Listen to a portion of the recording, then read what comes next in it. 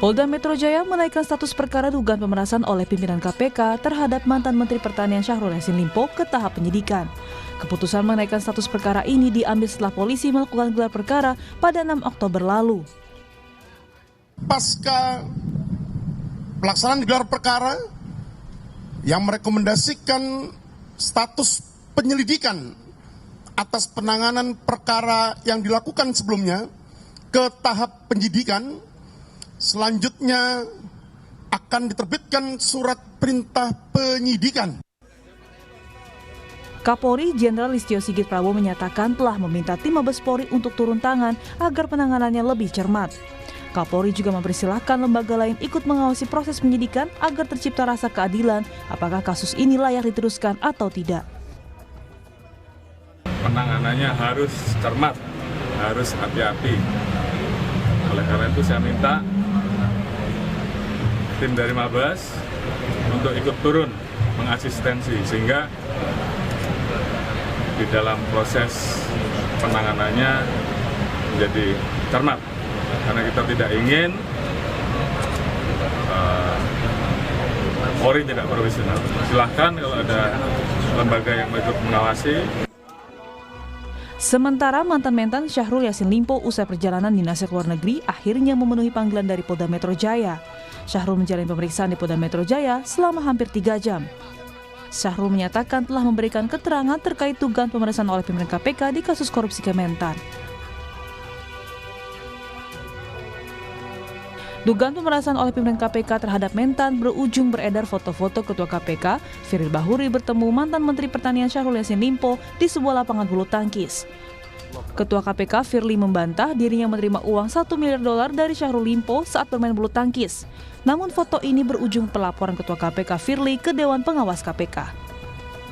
Terkait laporan dugaan pelanggaran etik pimpinan ke Dewas KPK, kami hormati hak setiap masyarakat yang menyampaikan aduan. Kita tunggu hasil proses tersebut dengan tidak menyampaikan opini tanpa didasari fakta. Advokat senior Todung Mulya Lubis menyoroti kasus pemerasan oleh pimpinan KPK terhadap mantan-mentan ini. Todung menyebut jika seorang pemimpin KPK harusnya dinonaktifkan dari jabatannya. Tudingan pemerasan, menurut saya itu tidak boleh didiamkan. Dan ini menyangkut KPK misalnya. Siapapun itu pimpinan KPK yang disebutkan di situ, menurut saya Presiden harus mengambil tindakan yang tegas. Yaitu paling tidak menonaktifkan. Paling tidak menonaktifkan yang bersangkutan. Supaya kasus ini dapat diinvestigasi secara tuntas selesai. sampai selesai. Dan kalau misalnya yang bersangkutan memang bersalah, ya, ada bukti-bukti, ya mesti diproses secara hukum dan dipertanggungjawabkan secara hukum. Dengan cara itulah paling tidak bisa memulihkan nama baik KPK. Paling tidak bisa memulihkan nama baik KPK walaupun ya belum tentu nama baik KPK bisa dipulihkan dengan kondisi seperti sekarang ini.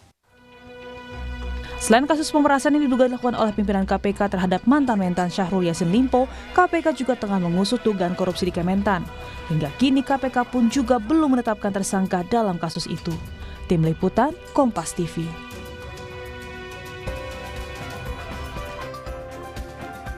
Saudara, kasus pemerasan pimpinan KPK terhadap mantan Menteri Pertanian Syahrul Yassin Limpo jadi sorotan akhir-akhir ini. Pasalnya, foto Ketua KPK Firly Bahuri bersama Syahrul beredar luas di media sosial dan membuat asumsi. Lalu benarkah terjadi pemerasan? Dan bagaimana dengan kepercayaan publik terhadap lembaga anti rasuah ini akibat kasus ini? Dan apakah polisi bisa sepenuhnya adil sesuai dengan porsi dalam pengusutan kasus ini? Kami hadirkan perbincangannya dengan sejumlah narasumber. Ada Kepala Bareskrim Polri periode 2009 hingga 2011, Komisaris Jenderal Purnawirawan Ito Sumardi. Lalu juga ada pimpinan KPK periode 2015 hingga 2019, Saud Situmorang. Selamat pagi Bapak-Bapak. Selamat pagi. Ya, kami juga nanti akan mencoba menghubungi salah satu mitra kerja KPK yang saat ini masih terus kami hubungi dari Komisi 3 DPR RI. Namun kami akan ke Pak Ito dulu. Pak Ito, saya tanpa bermaksud untuk menghadap-hadapkan antara KPK dan Polri begitu ya. Dan kita bersama berdoa agar terjadinya hadap-hadapan KPK dan Polri ini tidak juga terjadi. Dan seperti yang lalu-lalu, seperti ada kasus cicak versus buaya begitulah yang paling buruk begitu terjadi. Tapi saya ingin bertanya, apakah Pak Ito optimistis polisi ini akan tetap mengusut kasus ini tanpa intervensi dari manapun? Ya, baik, terima kasih. Ya. Yang pertama tentunya berdasarkan azas equality before the law ya, bahwa persamaan setiap orang di muka hukum, maka tentunya kita di sini juga harus menghargai ya, siapapun juga tetap memiliki sesuatu tanggung jawab di muka hukum yang sama, apapun jabatan maupun statusnya. Yang pertama itu. Yang kedua, kita melihat bahwa dinaikannya tahap penyelidikan menjadi penyidikan, ini tentunya merupakan satu indikasi bahwa penyidik telah menemukan dua alat bukti permulaan yang cukup, ya. Di mana di sini tentunya penyidik sudah memiliki keyakinan minimal dua alat bukti permulaan yang cukup ini harus dilanjutkan dengan klarifikasi berupa pemeriksaan terhadap saksi-saksi. Ya, sekarang sudah dimulai.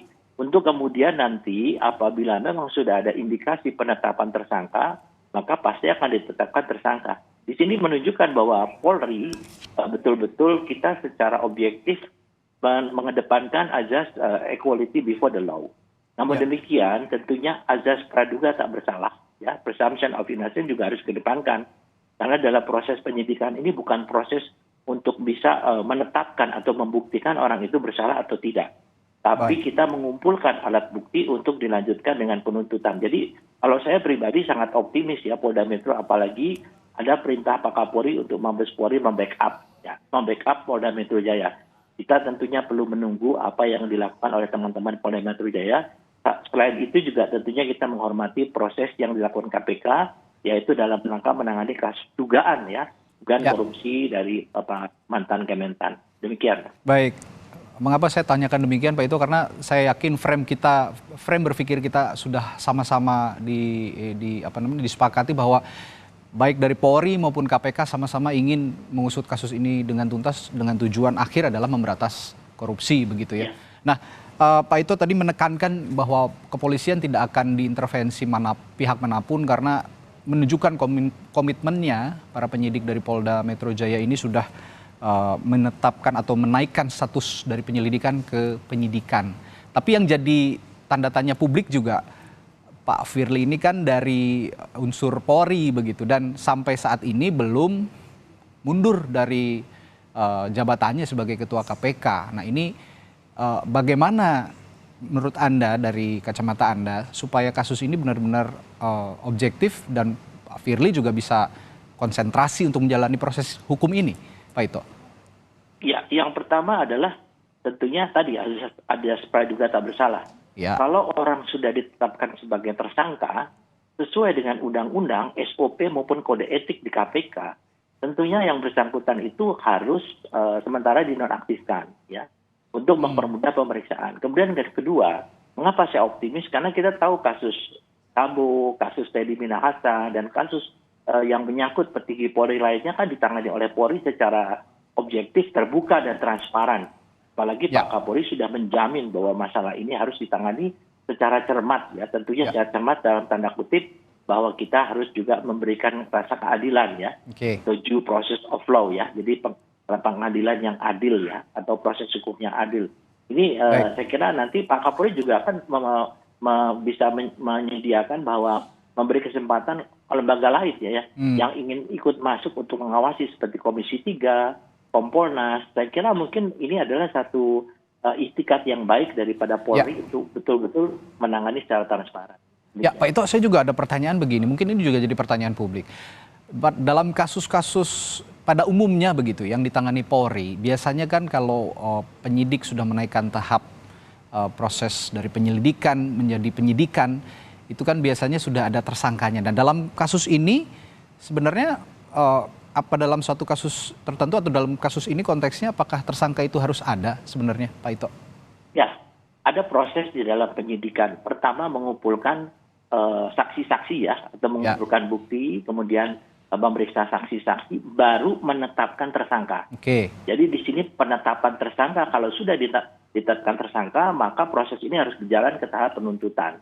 Sehingga di sini memang kita menunggu hasil gelar, ya, karena dari hasil sesuai dengan prosedur, ya, hasil pemeriksaan saksi-saksi dan pihak-pihak yang terkait, kemudian dilakukan gelar. Setelah gelar baru penyidik menetapkan siapa tersangka dan mengumumkan. Ini juga tentunya sama kasusnya yang di KPK saat ini. Saya kira mungkin Pak Saud akan lebih banyak menjelaskan bagaimana proses di KPK. Jadi di polisi sama sebenarnya. Belum ada gelar, tentunya belum bisa ditetapkan tersangka. Demikian. Oke, saya ke Pak Saud. Tadi kata Pak Ito, Pak Saud, bahwa unsur-unsur yang tadi sudah disebutkan harus terpenuhi dulu. Nah, menurut kacamata Pak Saud sendiri sebagai pernah duduk sebagai komisioner KPK di periode-periode sebelumnya, bagaimana Pak Saud? Ya, tentunya kalau kita bicara case ini, kita ambil case dulu yang foto ya, karena kita pisahkan dulu yang pemerasan ya. Nah, itu kan intinya adalah pada awal tahun 2021 itu ada pengaduan masyarakat. Jadi supaya kita clear dulu nih supaya nggak kemana-mana. Ya, dirunut dulu begitu ya Pak? Ya, sekuensinya supaya jelas. Ya, jadi tidak disebut. Ini sekali lagi mohon maaf sumber saya sumber terbuka C3 dari sisi intelijen C3 ya. Ya. Tapi yang saya tangkap adalah pengaduan masyarakat itu tahun 2021, oke? Tapi tahun Juni dan Oktober 2022 itu ada bertemu. Diduga foto yang kemarin itu Oktober 2022. Ya. Oke. Jadi Juni kita nggak tahu tahun 2021-nya bulan berapa, tapi Juni Oktober itu ketemu 2 kali. Kemudian baru penyelidikannya awal 2023. Oke. Ya. Ada 3 tahapan tahun ya, penyelidikan pengaduan 2021, bertemu soal foto 2022, kemudian penyelidikan dimulai 2023, 13 Juni 2023 expose, sepakat sidik. Ini untuk kasusnya Yasin ya, kasusnya Menteri Pertanian ya. 13 Juni expose, sepakat 3 TSK. Beberapa hari setelah itu penyidik minta pimpinan menandatangani, tapi nggak ditandatangani sampai berapa lama. Sampai kemudian tanggal 25 Agustus 2023 Polda memanggil 2 orang, supir dan ajudan. Oke. Nah, 26 Oktober itu kemudian tapi 26 Oktober itu setelah artinya setelah Polda 25 Agustus 2023, 26 September saya ulangi 26 September 2023 tanda tangan sidik dimulai. Jadi hasil ekspos selidik kemarin itu sidik itu sudah pastilah. Nama sudah jelas di situ ya. Jadi tanggal 26 September 2023. Nah, sekarang kita lihat kembali ke atas. Kalau memang Dumas itu masuk pengaduan masyarakat tahun 2021, kemudian terjadi foto kemarin itu Oktober 2022, berarti jelas mens reanya kita patut duga pertemuan foto itu ada kaitan dengan pasal 36 Undang-Undang KPK dengan pasal 65, which is itu pidana 5 tahun. Kita pisahkan dulu kasusnya pemerasannya ya. Kita bicara kasus foto dulu. Foto itu kan jelas, itu kan nggak boleh. Pasal 35 dan pasal 36 Undang-Undang KPK Jungto 65 itu pasal 65 itu dengan alasan apapun, sekali lagi saya ulangi, dengan alasan apapun pimpinan KPK tidak boleh bertemu dengan pihak yang berperkara, dan itu pidananya disebutkan dari Undang-Undang KPK 5 tahun. Jadi pertanyaan kembali lagi, kalau kita mau bicara case-nya ini terpisah, kasus pemerasannya dan kasus Limpo dan kasus dari yang disebut pelanggaran Undang-Undang KPK itu, ini memang harus dipisah dulu yang mana gitu. Kira-kira gitu, Mas. Ya. Tadi. Oke, ini menarik dan tadi ini mungkin baru diungkapkan di pagi hari ini oleh Pak Saud. Tadi saya baru dengar ada 3 tersangka sudah ditetapkan tapi tidak ditandatangani begitu loh oleh pimpinan KPK untuk menangani kasus korupsi di Kementerian Pertanian ini. Nah, lalu saya tadi menanyakan hal yang sama kepada Pak Ito. Sebaiknya bagaimana agar kasus ini bisa seiring sejalan dengan kasus korupsinya, karena sampai saat ini juga Pak Firly kita ketahui belum mundur dari posisinya untuk fokus menjalani dugaan pemerasan ini, kasus hukum ini.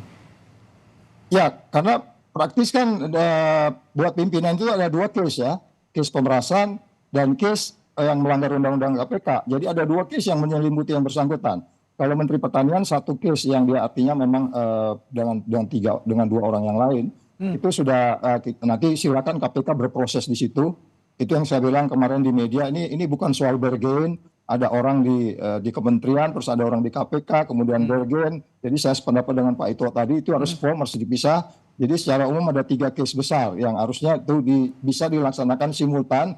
Tapi kalau mau baik dan kemudian tidak menimbulkan keraguan di publik, karena ini kan sekarang kita Indonesia bicara trust ya. Yeah. Lalu ini kita bicara kepercayaan, ya sebaiknya memang Presiden dengan bijak karena dia KPK di bawah pemerintah, dia diminta untuk istirahat dulu, tapi kemudian nanti kalau tidak terbukti nama baiknya dipulihkan. Kira-kira gitu Mas Radit. Ya, saya juga yakin publik sangat miris melihat kondisi KPK saat ini begitu, yang lembaga yang dulu diagung-agungkan, yang sangat agung lah bisa dikatakan untuk memberantas kasus korupsi, malah pimpinan-pimpinannya terseret kasus-kasus tertentu, apalagi ini kasus pemerasan begitu. Tapi begini Pak Saud, beberapa kali ada laporan dari masyarakat, aduan dari masyarakat ke Dewan Pengawas KPK, tapi kok terkesan mentah begitu, jadi tidak ditindaklanjuti dengan optimal. Respons Anda soal anggapan ini Pak Saud? Mas Radit, kalau kamu dewas nih sekarang, ada 5 instrumen alat ukur kamu. Itu nilai-nilai KPK. Nilainya itu gampang, saya selalu ulang-ulang, pasti penonton bosan nih Saud ngomongnya itu doang. Nilainya itu adalah yang bentuknya IS KPK. I-nya integrity, S-nya sinergi, terus K-nya kepemimpinan, terus profesional dan keadilan. Sekarang saya tanya Mas Radit, nilai mana yang dilanggar oleh pimpinan KPK ini sekarang? Saya ulangi, integrity, sinergi, kepemimpinan, profesional. Ingat kata profesional itu Anda harus sesuai KUHP dan sesuai dengan undang-undang KPK dan seterusnya. Baru keadilan dan seterusnya. Sekarang kalau Mas Radit tanya ke saya, nah ini pertanyaan saya kembali lagi, kurang apanya lagi Dewas kok nggak kerja gitu loh. Iya nggak? Udah jelas itu nilai mereka kok. Itu ada penjabarannya loh. Integritas itu apa dijabarkan, sinergi itu dijabarkan kan gitu. Jadi maksud saya berulang-ulang mengharapkan, kita agak skeptik lah kalau kita berharap Dewas ini bekerja, karena sudah banyak case ya. Sudah banyak case yang sudah jelas pidananya juga itu selalu begitu aja gitu Mas Radit. Baik, ya memang skeptik, tapi mau nggak mau kan sebenarnya Dewas ini harus ya, lembaga Dewas itu dibentuk untuk mengawasi dan menindak kalau ada pimpinan yang bermasalah. Tapi ya kita lihat perjalanannya nanti. Lebih baik memang publik juga mengharapkan ada pemilahan perjalanan kasus baik dari pemerasan maupun kasus korupsinya biar sama-sama paralel berjalan begitu. Saya kembali ke Pak Ito. Ini kan KPK saat ini atau status penyidikan yang dinaikkan oleh penyidik dari penyelidik jadi penyelidikan dari penyidikan begitu. Artinya saat ini polisi sudah memburu tersangka begitu. Sedangkan Anda tadi mengatakan Pak Ito unsur-unsur tadi belum sepenuhnya terpenuhi begitu. Nah, kira-kira seberapa cepat sebenarnya polisi bisa menetapkan tersangka dalam kasus dugaan pemerasan ini Pak Ito? Ya, memang saya juga berdiskusi dengan teman-teman penyidik di Polda Metro Jaya. Jadi memang Mas, bahwa untuk satu proses penyelidikan itu juga relatif ya. Tergantung daripada seberapa cepat kita mendapatkan informasi. Nah, memang dalam proses kasus ini, itu setelah adanya dugaan ataupun yang dinaikannya untuk kasusnya Pak mantan-mentan ini, kemudian secara intensif masuklah laporan-laporan ke Polda Metro Jaya. Intensif ya, ini satu hal yang mungkin menarik ya. Sehingga membuat penyidik ini menjadi cepat untuk bisa mendapatkan beberapa bahan hingga bisa ditetapkan ada 2 alat bukti permulaan yang cukup sehingga dinaikkan penyidikan. Nah, ini memang sesuatu yang menurut saya selama ini barangkali ada hal-hal yang masih disembunyikan atau belum disampaikan. Jadi di sini ada satu kesan ya, orang bilang istilahnya berbalas pantun gitu ya. Nah, tentunya bagi pihak kepolisian dalam ini Polda Metro Jaya dengan mendapatkan intensitas laporan-laporan dari masyarakat, yang ini kemudian dijadikan satu bahan untuk melakukan pendalaman daripada kasus ini. Kalau penetapan tersangka, sebagaimana disampaikan oleh Pak Saud tadi, kan ada prosedurnya ya. Nah, kalau sudah nanti ditetapkan sebagai tersangka, tentunya mau tidak mau sesuai dengan kode etik yang bersangkutan harus dinonaktifkan ya. Betul. Kemudian tadi juga ada kasus masalah foto ya. Foto itu juga kan baru ada sekarang, sehingga bagi penyidik juga setelah menerima foto itu salah satu alat bukti yang sedang didalami saat ini dengan memanggil pihak-pihak yang terkait ya, yang ada di dalam event itu.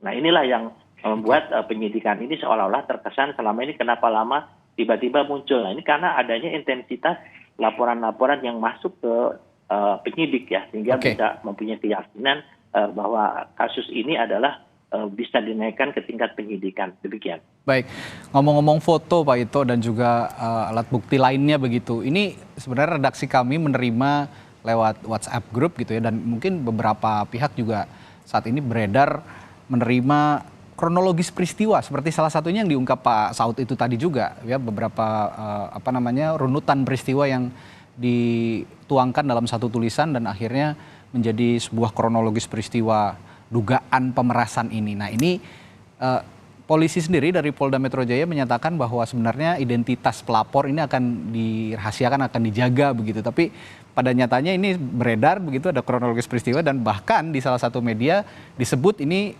yang melaporkan ini atau yang memaparkan kronologis peristiwa ini adalah salah satu direktur di Kementerian Pertanian. Nah untuk melindungi pelapor dan juga saksi, sebenarnya dalam konteks kasus ini saya akan meminta respons dari Pak Ito juga, tapi setelah jeda Pak Ito, kita harus jeda dulu sebentar. Setelah jeda Sapa Indonesia Pagi akan kembali dengan perbincangan soal hal ini. Tetaplah bersama kami.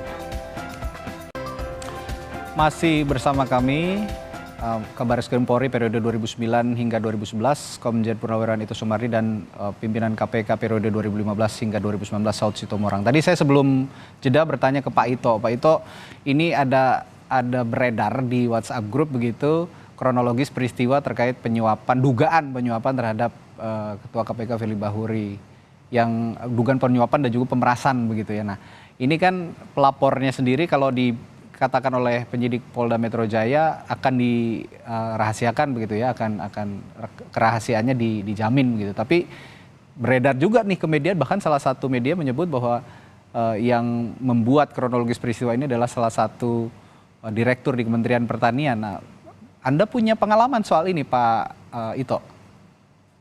Ya, memang secara normatif itu pelapor itu harus dilindungi, itu sesuai dengan undang-undang. Ya. Tetapi pengalaman saya, ada juga pelapor yang menyampaikan di media. Banyaklah kita lihatkan beberapa kasus ya, yang sehingga membuat dia terbuka bahwa dia yang melaporkan. Nah kemudian kalau terkait dengan masalah foto itu, Mas ya, tentu pengalaman saya, dulu juga ada pihak yang berperkara datang ke rumah saya.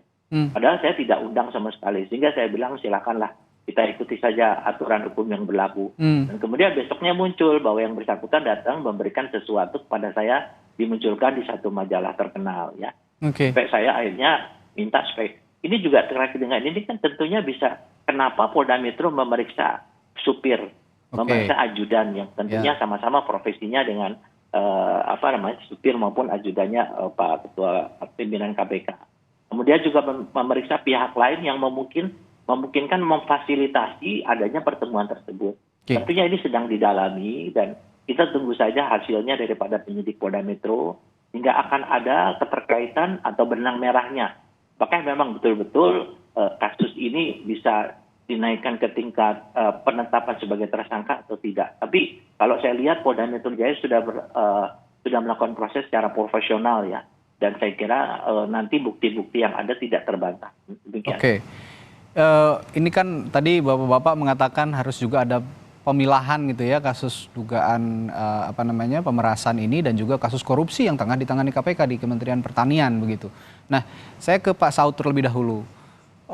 Supaya nggak kabur gitu Pak Saud. Sekarang kan konsentrasinya bahkan kasus korupsi di Kementerian Pertaniannya sendiri sebenarnya agak sedikit tersisihkan dengan kasus dugaan pemerasan yang diduga dilakukan oleh pimpinan KPK. Nah, supaya seiring sejalan itu memang sepertinya agak susah, tapi upaya apa sebenarnya yang bisa dilakukan untuk bisa tetap kasus ini dipilah tapi sama-sama berjalan seiringan antara KPK dan juga Polri begitu Pak Saud? Ya, normatifnya itu kan selalu kalau ada kasus pidana biasa dan pidana korupsi dan seterusnya, prioritasnya yang korupsi pidana tipikornya. Nah ini kan sebenarnya kasus ini kan kalau kita pisahkan ada 3 case ya. case pertamanya yang di Kementan, artinya terkait 3 orang, kemudian satu lagi kasus pimpinan KPK terkait dengan pasal 36 dan 65. Itu satu case, dan itu dinyatakan oleh Polda sudah sudah masuk penyidikan ya untuk pasal 36 dan 65-nya. Lalu kemudian kasus pemerasannya sendiri gitu. Apa ngerti nanti itu seperti apa? Tiga ini seperti apa namanya pihak dari Polda untuk menyelesaikannya. Tetapi di KPK itu itu harus jalan juga. Jadi saya kemarin juga di doorstop sama teman-teman media. Jangan, ini bukan bergen ini kasus. Iya, jangan sampai ini malah jadi bergen gitu loh Pak Saud. Itu maksud saya tadi. Jangan sampai ini jadi bargain juga begitu untuk tawar-menawar agar. Nggak boleh lah, itu udah nggak boleh lah. Itu paradigma lama banget itu. Ya, itu sering terjadi dulu sehingga kemudian semuanya jadi hukum jadi abu-abu. Jadi kabur, betul, sepakat. Ya, due process of law-nya jadi nggak jalan. Ya seperti Pak Ito bilang tadi itu due process of law ini kan penting. Azas praduga tidak bersalah dan seterusnya. Tapi kalau saya untuk pasal 36 dan 65, saya yakin banget. Dan kalau umpamanya itu nanti juga, karena itu udah jelas, Mas Radit, itu langsung tidak langsung, kita tuh nggak boleh ketemu. Kan itu maksudnya menjaga marwahnya KPK dan marwah pribadinya gitu. Even ada orang di doorstop datang ke rumah seperti pengalaman Pak Ito itu, nah itu sebenarnya bisa dipertanyakan juga gitu. Artinya gini, seperti apa kronologisnya? Memang menjebak atau apa gitu? Ini kan kalau lihat dari kronologisnya, ini malah mengundang begitu Pak. Masyarakatnya itu 2021, 2022 Oktober itu foto. Nah, ini kan kita jadi tanda tanya tuh. Baru penyelidikannya dimulai 2023. Ya, itu dimulai awal penyelidikannya. Kemudian 6 bulan kemudian masuk ke penyidikan. 2023 juga. Ya kan? Yang ditanda tangan lama-lama itu kemudian baru sekitar September ditanda tangan, baru kemudian Oktober dimulai di penggeledahan beberapa hari kemudian. Jadi sebenarnya kalau saya bilang sih baik itu kaitan pemerasan, kaitan dengan pasal 36 dan 65-nya gitu ya, saya pikirnya sama-sama prudent gitu. Jadi yang saya bilang kemarin di Kompas Pagi, I have any doubt about it. Dan Pak Ito juga istilah tadi, apa istilah Pak Ito bilang tadi, akan ada apa? Ada keyakinan lah gitu kira-kira. Ini bisa salah loh ya. Saya bisa salah karena kan saya tetap pakainya sumber saya C3. Sumber terbuka gitu loh. Baik, Pak Saud, tadi kalau saya minta pengalaman dari Pak Ito juga nih soal pelapor atau siapapun yang menemui pejabat yang juga sedang menyelidiki sesuatu kasus gitu. Nah kalau saya dari Pak Saud, pernah punya pengalaman Pak Saud, ada pihak yang berperkara ternyata minta ketemu atau bahkan ujuk-ujuk datang gitu. Nah Anda bagaimana menghadapi situasi seperti ini kalau memang pernah mengalami situasi seperti ini Pak Saud? Sebenarnya ada strong signal yang kita kirim pada setiap orang ya, termasuk kepada setiap ajudan. Iya kan, saya pernah sekali waktu turun dari lift, pas saya turun di gedung KPK yang lama, pada saya turun itu ada tahanan mau naik ke atas. Karena tahanannya di gedung lama itu di lantai 5 ya. Itu saya hampir pidana saya itu, hampir nabok gitu. Karena nggak diatur, kok bisa gitu loh di lift. Itu kalau dipotret orang tuh berisiko banget itu. Itu kira-kira jadi lift dia mau naik ke atas, saya turun ke bawah, ketemu di ground itu. Itu berisiko. Sejak itu saya melihat, wah ini baik yang incoincident aja itu berisiko besar. Karena disebutkan di undang-undang di 36 dan 65 itu dengan alasan apapun nggak bisa. Jadi kalau saya bilang, wah saya coincident di lift, tapi kok ngomong gitu, sama kan saya langsung jalan begitu. Jadi ini yang saya bilang tadi, kita bisa ngirim strong signal kalau memang kita mau, ya sebenarnya pasal 36 dan 65 ini bisa dijaga dengan baik kalau kita mengirim sehingga nggak ada orang-orang yang mencoba-coba untuk kemudian mengarrange pertemuan. Kan disebutkan ada yang mengarrange pertemuan Oktober di apa itu di lapangan badminton. Ya Pak Saud, saya juga punya punya fakta yang menarik ini. Di Harian Kompas beberapa hari yang lalu, tanggal 7 Oktober 2023, Wakil Ketua KPK Nawawi Pomolango saat ini menyatakan tidak bisa mengentari sesuatu ya yang tidak bisa diketahuinya terutama soal dugaan pemerasan. Tapi dia berkata seperti ini, teman-teman di sana punya alasan untuk melakukan. Artinya teman-teman ini Polda Metro Jaya ya punya alasan untuk melakukan. Saya menginterpretasikan ini melakukan proses hukum terhadap dugaan pemerasan. Anda melihat pernyataan ini sebenarnya bagaimana? Artinya di dalam internal pimpinan KPK sendiri sebenarnya sudah ada yang tahu sebenarnya, atau seperti apa Anda melihatnya? Ya, memang ada yang menarik ya, makanya saya minta Dewas harus mulai kerja. Ya. Ketika kemudian penyelidikan disepakati untuk dilakukan naik ke penyidikan, yang kemudian katanya surat itu tidak ditandatangani sampai kemudian pimpinan pergi ke Korea Selatan. Lagi-lagi C3 loh ya, kita masih bisa debat ya. Ya. Korea Selatan, kemudian di salah kunjungan Korea Selatan itu salah satu ketua menandatangani, yaitu sekitar 26 September 2023 something ya. Jadi maksud saya kolektif kolegialnya ini gimana gitu. Ya. Ketika kemudian itu kemarin diputuskan oleh, karena begini, di dalam ekspos itu kan di KPK itu kan untungnya KPK itu kan di sana ada jaksa. Jaksa tuh udah ngebayang nih, gua tuntut pakai pasal apa nih orang ini. Kan gitu. Jadi ada jaksa, ada semua ada di situ. Jadi sebenarnya itu udah cukup, makanya selalu KPK kan completion rate-nya cukup tinggi gitu. Dari sekian ribu kasus itu disaring bener yang bener-bener. Jadi kolektif kolegialnya para itu pertanyaan. Kan kok aneh. Dulu kalau kita mau pergi gitu, nanti sore saya mau main badminton nih di mana, itu memberitahu yang lain. Setelah koinsiden saya ketemu siapa tadi, itu karena itu mengurangi resiko. Jadi waktu itu makanya kita melakukan riset di KPK itu ada ribuan risiko, terlebih pimpinan. Risikonya itu ratusan yang memungkinkan. Semua tadi itu termasuk kemungkinan ketemu di lift, atau saya makan di restoran, kemudian orang nyamper foto, pegang pundak saya. Apalagi kalau cewek cakep, segala macam. Itu semua diatur, foto aja harus begini, nggak boleh tangannya bagaimana. Itu sampai detail-detail itu dibuat.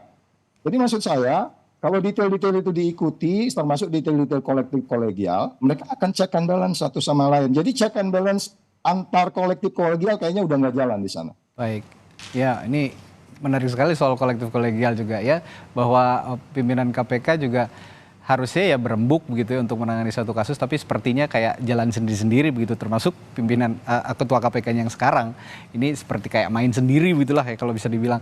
Saya ke Pak Ito lagi. Pak Ito, begini, di KPK itu kan juga banyak unsur kepolisian yang ditugaskan begitu ya di KPK. Nah, dengan adanya kasus seperti ini yang melibatkan pimpinan KPK yang juga faktanya adalah unsur dari kepolisian gitu ya. Ini bagaimana teman-teman Polri yang ada di KPK harusnya bersikap menurut Anda? Kita mungkin mengikuti ya, bahwa beberapa waktu lalu ada friksi, bahkan sudah meningkat ke konflik ya di dalam tubuh KPK. Di sana juga kan melibatkan antara sesama anggota kepolisian ya. Tentunya kalau tadi saya sampaikan bahwa saat ini kita harus bersikap profesional dan proporsional. Jadi apa yang menjadi ranahnya KPK kita hormati, tentunya yang menjadi ranahnya dari kepolisian harus kita tunjukkan profesionalisme kita. Tidak peduli siapapun juga. Tadi saya sudah sampaikan azas equality before the law. Siapapun juga tidak ada. Dan itu sudah dibuktikan dengan penanganan kasus Sambo, penanganan kasus Teddy Minahasa. Itu dua petinggi Polri dan itu the rising stars ya. Yang tentunya Pak Kapolri di situ tidak peduli siapapun juga harus ditindak. Dan Pak Kapolri sudah menetapkan, menyampaikan di beberapa media bahwa ini akan ditangani secara serius, bahkan beliau memerintahkan Mabes Polri untuk memberikan pendampingan.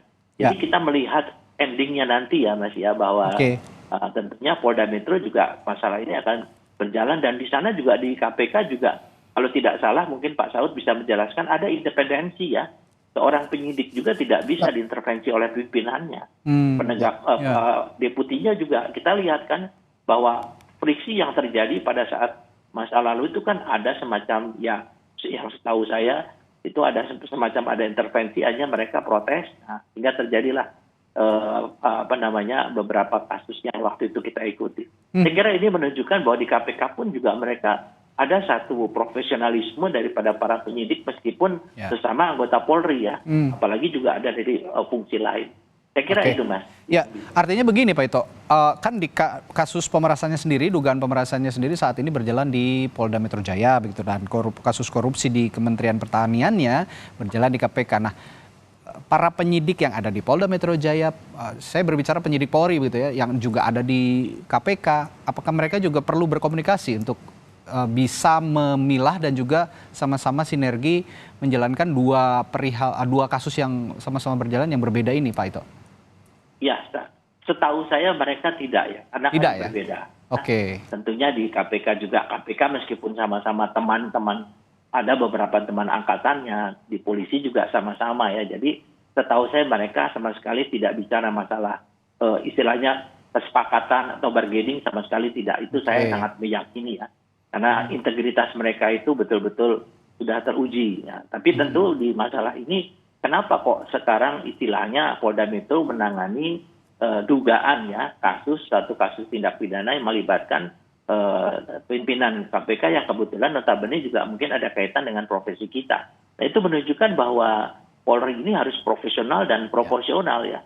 Ya, kita tunggu, masyarakat kan nonton semua nih Mas. Jadi kasus ini sangat menarik perhatian masyarakat. Jadi kita nggak bisa main-main kan. Ya. Saya sangat yakin bahwa dalam waktu tidak terlalu lama kasus ini akan bergulir menuju ke arah yang sebenarnya, yaitu proses peradilan ya. Tentunya harus mengedepankan azas keadilan ya, due process of law dan juga presumption of innocence sebelum diputuskan oleh pengadilan ya.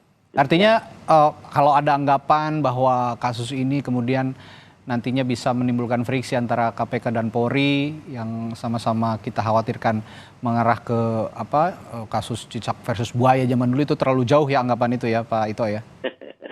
Saya ngalami Mas, itu kan hanya masalah komunikasi. Iya makanya hanya masalah komunikasi sebenarnya. Teman saya dan saya ketemu dengan para penyidik waktu itu, mereka firm ya, di KPK mereka melaksanakan tugas secara profesional dan kita harus hargai. Kita tidak bisa mengintervensi gitu di sana.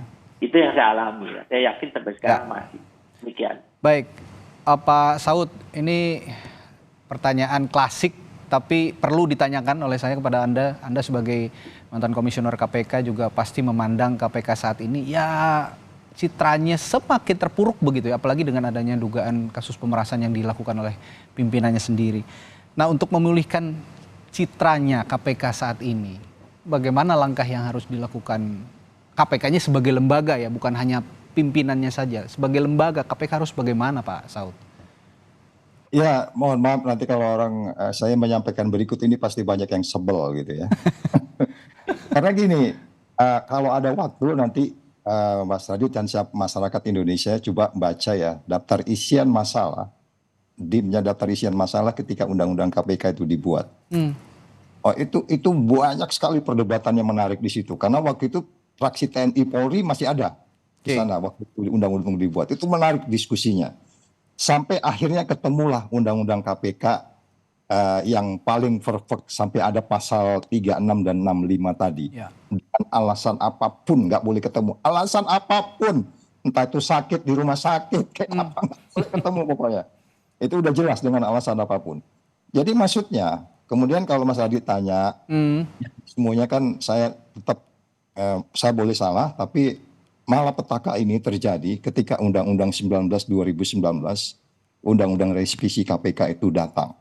Karena dengan undang-undang itu, value, nilai di kepala semua orang yang ada di KPK itu totally berubah, mentalitinya berubah.